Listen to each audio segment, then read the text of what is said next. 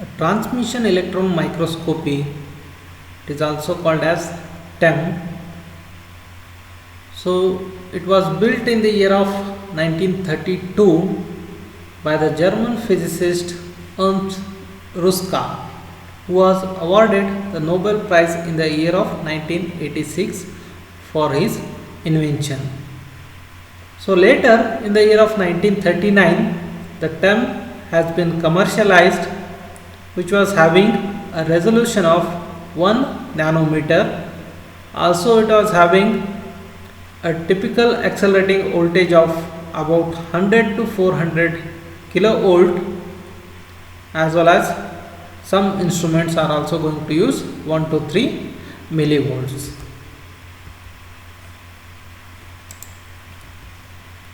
How this transmission electron microscope works? So it uses the electron gun, which is going to emit the electron, and next anode is used for stabilizing it as well as concentrating it. A number of lenses we are going to use in order to make a concentration as well as highly focusing point. And after this condenser lens, we will be using the specimen. In case of transmission electron microscopy, the electron beam is going to be transmitted through the specimen, right? So once the electron is going to be transmitted through the specimen, on the other side we can observe the image, right?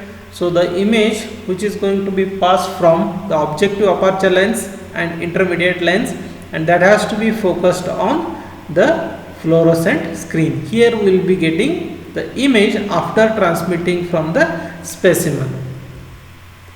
So it mainly uses three systems. The first one is electron gun and condenser system. Second one, image producing system, and lastly image recording system. We are going to capture or record the image which is impinging on fluorescent screen. So in order to get the electron beam, we need electron gun, which is made up of a tungsten filament here. So this is the tungsten filament. When you apply a high voltage, it generates the electrons, and the anode, the blue colored one, is a anode which is used to accelerate the electron beam which is passing here. The next component is a condenser system. Two types of lenses will be using here. The first lens, which is used for concentrating the electrons into a more powerful beam, and the second lens will be using for focusing the beam onto a specific part or the certain concentrated part of the specimen. So those are the function of first as well as the second lens. And image producing system, the specimen sits on the copper grid in the middle of the microscope tube. The beam which is passed through the specimen, and it picks up the image of it. So at the center we will be having the specimen through which the electrons beam is going to be passed. And next, the objective lens, which produces a real intermediate image.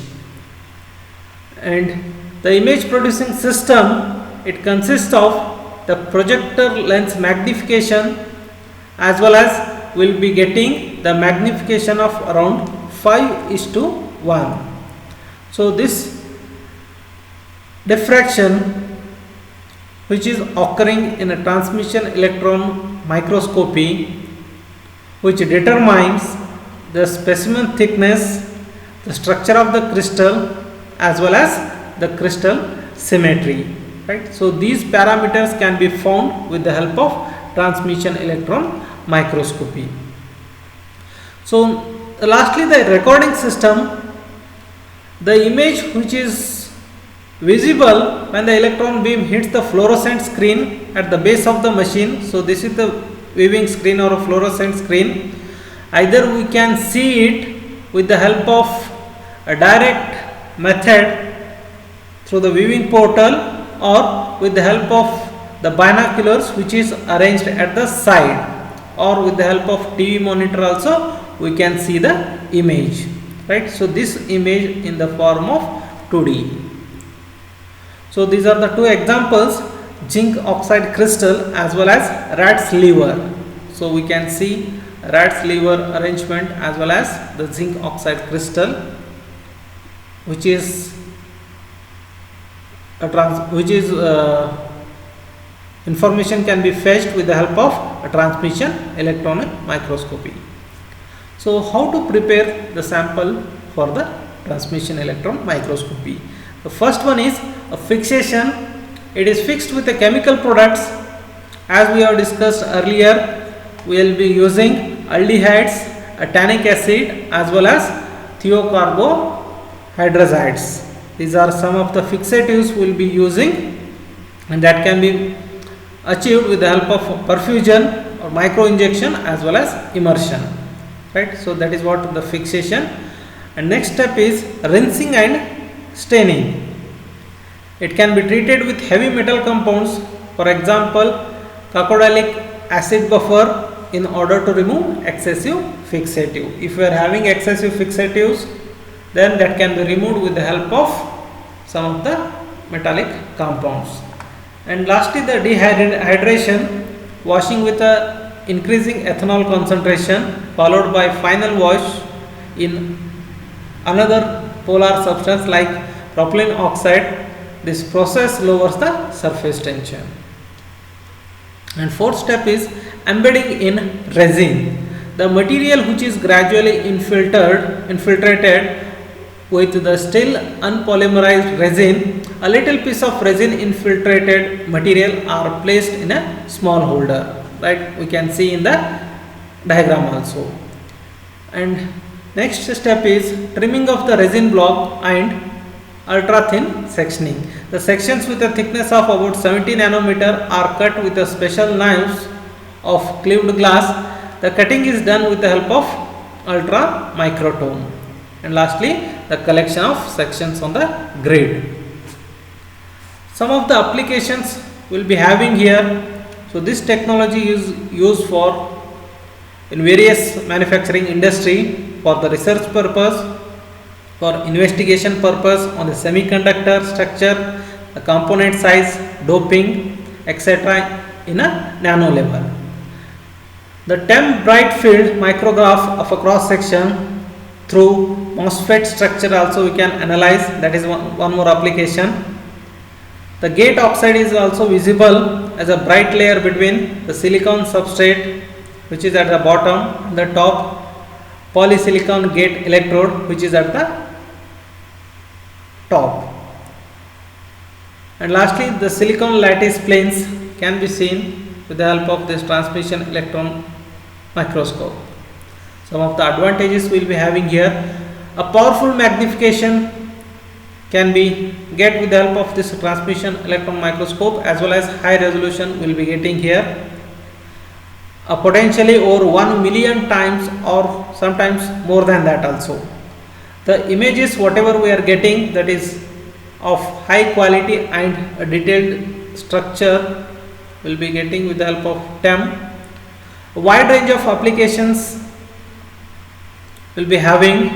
So we can see in the images, so this is 2 micrometer, 2 micrometer, 2 micrometer imaging, and here we can observe 500 nanometers, right. So these are the 500 nanometer images. So that much of high resolution we will be having in the case of a transmission electron microscopy. Even a detailed study of a component can be observed here, with the help of which we can get the shape, size, the compound, element, and the bonding also. So these are nothing but some of the images.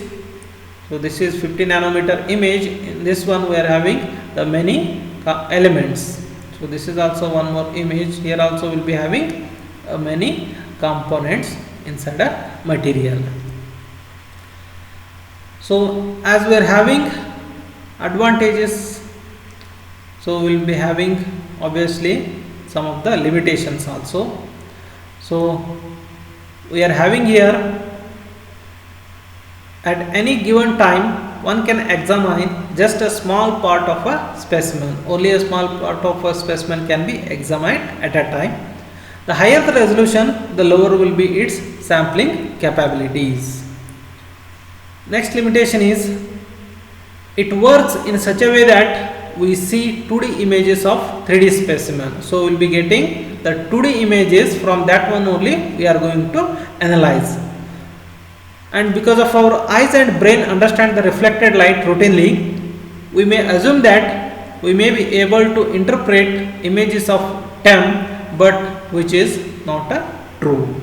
So this is one important limitation we will be having in the transmission electron microscopy. So this specific drawback in TEM is termed as a projection limitation. The next one is damages due to radiation. Whatever the ionizing radiation will be transmitting via the specimens, that is going to damage those materials.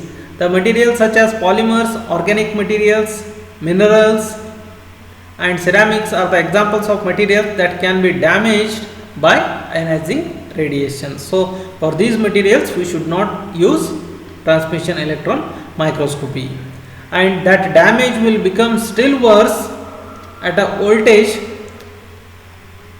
in the range of 400 kilowatt. A specimen preparation, again one more limitation will be having. A specimen thinner than 100 nanometers are recommended. The material have to be electron transparent, and for high resolution TEM or electron spectrometry, a sample thickness of less than 50 nanometers are the norm. So these restrictions however do not apply as the beam voltage increases, which can also cause specimen damage and create artifacts. And expert necessity, as it is required for SEM also. So in order to analyze and get the image with the help of TEM, a special trained person is required. A TEM requires a special trained person, as well as for maintenance and servicing of TEM also a skilled person is required. And lastly, we will discuss the difference between the scanning electron microscope and transmission electron microscope. So in case of TEM, the electron beam passes through the thin sample, but in the case of SEM, the electron beam scans over the surface of a sample. There is no restriction of the thickness in the case of SEM. In TEM, specially prepared thin samples are supported on the TEM grids, but in case of SEM, samples can be of any thickness and it's mounted on the aluminum steps, as we have seen. A specimen stage halfway down column, that is at the middle, will be having the specimen, and in this case the specimen stage in the chamber at the bottom of the column, that is at the last, at the end will be having the specimen. The image shown on the fluorescent screen, that is in the case of transmission electron microscopy, but image that can be shown on TV monitor or that can be recorded in the case of scanning electron microscopy. And last point, the image is a two-dimensional projection of the sample in case of TEM, but in case of SEM, image is of the surface of the sample. So this is what the difference between